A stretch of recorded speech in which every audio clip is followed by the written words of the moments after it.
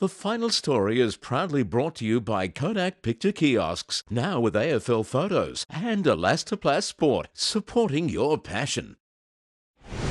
The landmark had changed in the competition. It wasn't a Victorian-run competition anymore.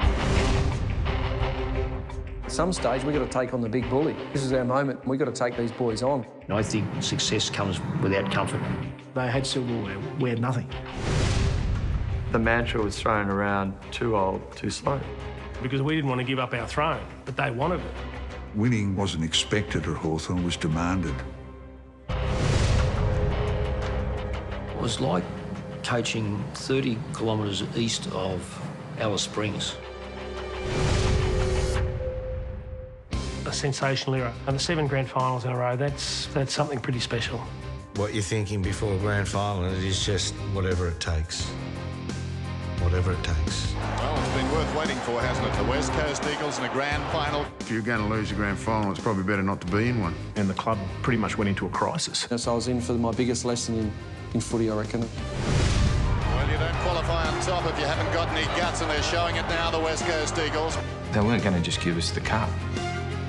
I was livid, and I am still livid. And I find that very traumatic. I've tried to get it out of my system. Your biggest setbacks in life can become your greatest opportunities. I would hate to think what life would have been like if I hadn't have played in that grand final. He's a good mate, always will be, and sorely missed. You lose a grand final, you are scarred for life.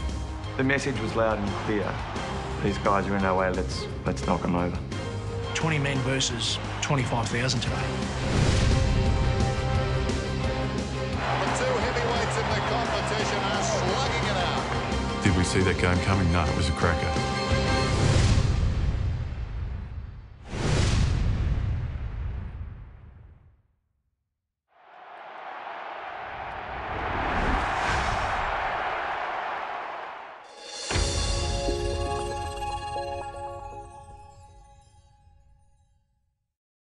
The Final Story was proudly brought to you by Kodak Picture Kiosks, now with AFL photos, and Elastoplast Sport, supporting your passion.